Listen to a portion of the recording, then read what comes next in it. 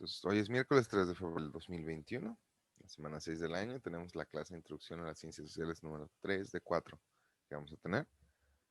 Vamos a ver las edades de la historia, hoy la Revolución Industrial, las corrientes historiográficas y un repaso para el examen.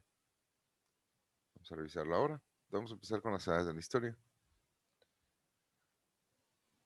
Normalmente podemos dividir las etapas de las edades de la historia en 5 etapas grandes. Estas 5 etapas grandes van a depender de cómo eh, entendemos la historia. Es decir, las edades de la... Vamos a tener una etapa prehistórica que es del 3500 antes de Cristo. Siempre vamos a marcar como el nacimiento de Cristo como al menos en Occidente, como un punto de arranque para tener una referencia.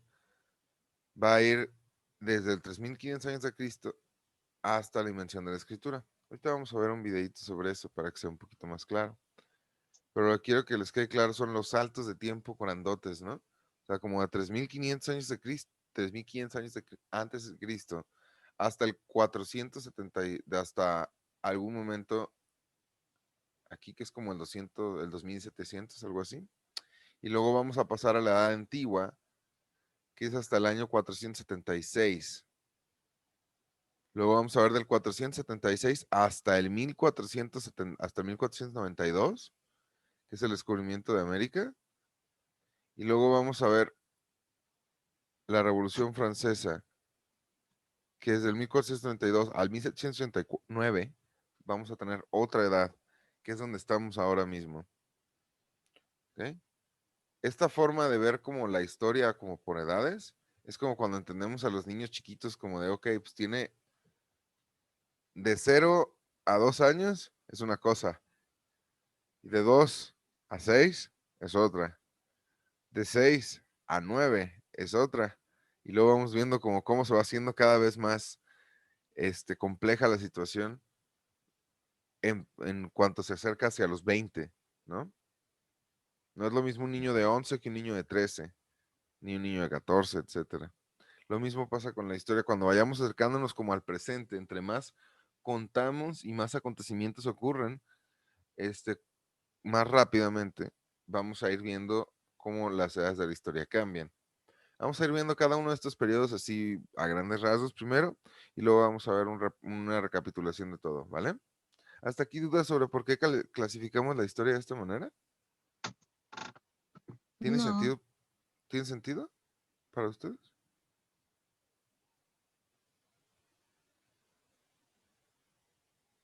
Bueno, esta concepción de la historia es nueva, surge a partir hace como 100 años y pues vamos a ir viendo por qué. Primero la prehistoria tenemos como es una etapa muy, muy grande, porque la historia se divide casi siempre en 3 periodos. Estos 3 periodos que se divide la historia, la prehistoria, perdón, son paleolítico, que es cuando el humano vive de la caza y la recolección, o sea, estamos hablando de 4000 años antes de Cristo, 6000 años antes de Cristo, 800 años antes de Cristo, hasta 2000, hasta 2 millones, 2,5 millones antes de Cristo. ¿Ok? Todos estos años es lo que denominamos el paleolítico. ¿Ok? Llega un momento donde, no todos estos, perdón, me estoy confundiendo. Del 2,5 millones antes de Cristo hasta que llega la invención de la agricultura, que eso ya estamos hablando en el 8000, hasta aquí, es el paleolítico. Después del neolítico inicia la agricultura y la edad de los metales empieza en 4000 años antes de Cristo, cuando se empieza a usar el cobre, el bronce y el hierro para elaborar armas y se inventa la rueda. Sé que suena como extraño, ¿no? Hablar de tan atrás en el pasado, pero es para que se den una idea, ¿no? Y se le llama prehistoria porque como no había escritura, nadie podía contar tal cual lo que había. La prehistoria comienza con la aparición de los primeros seres humanos y finaliza con la escritura hace unos 5.000 años.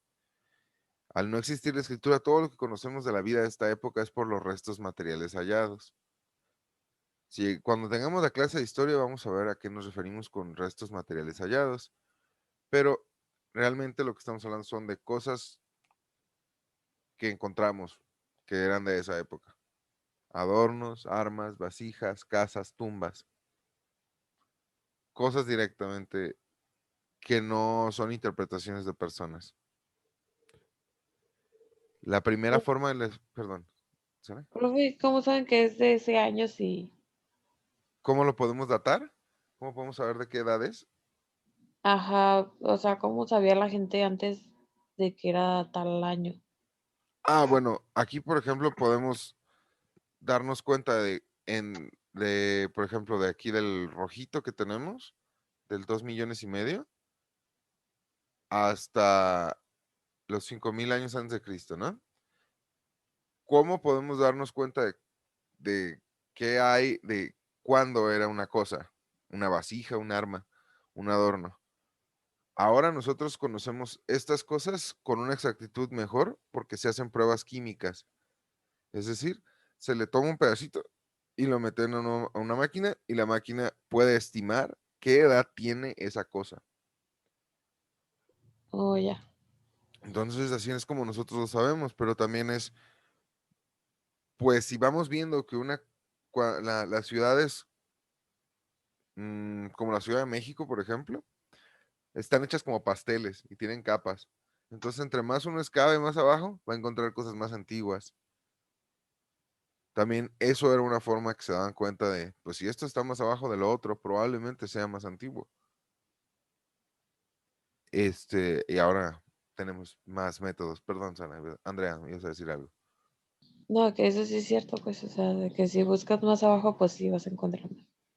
Pues sí, nos vamos encimando, ¿no? Eh, Eh, eso lo vamos a ir viendo en otras etapas históricas, pero esto pues es como el principio. ¿Alguna duda aquí, Sara? Andrea?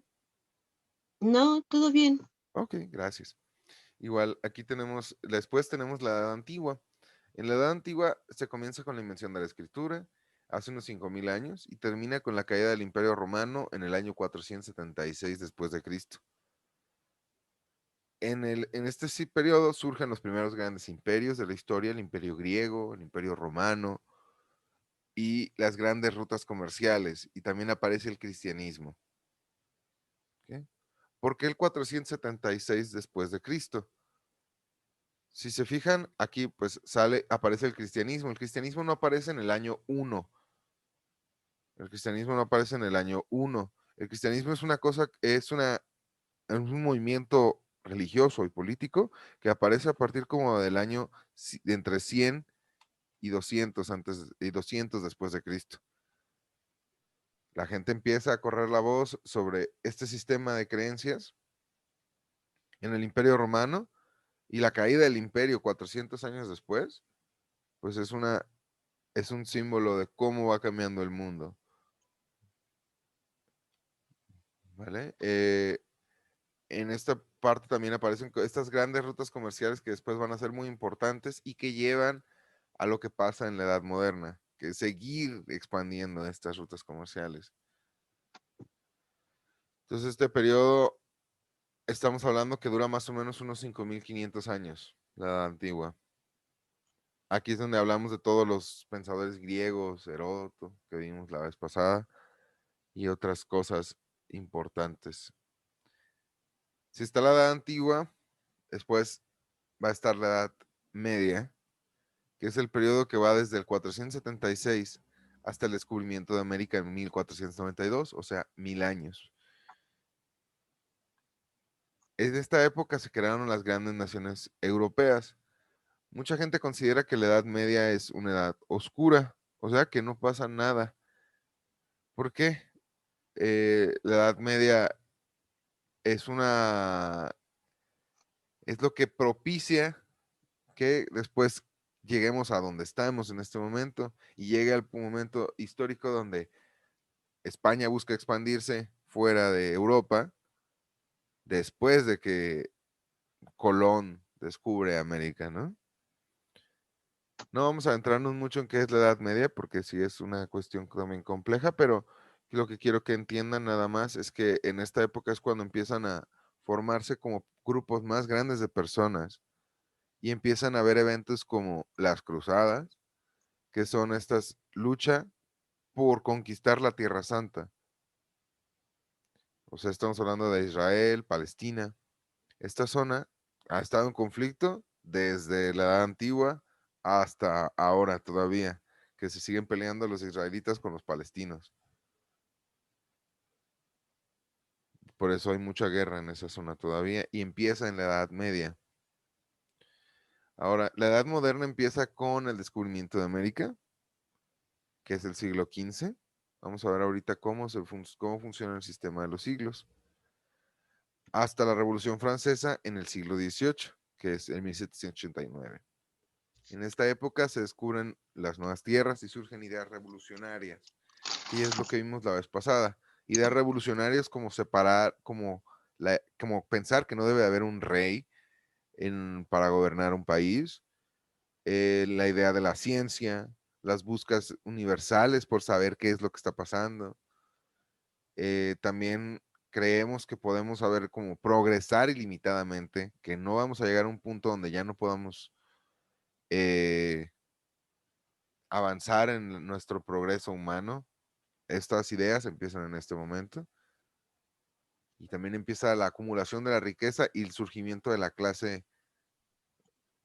mercantil. La gente que puede vender cosas y volverse rica e influenciar.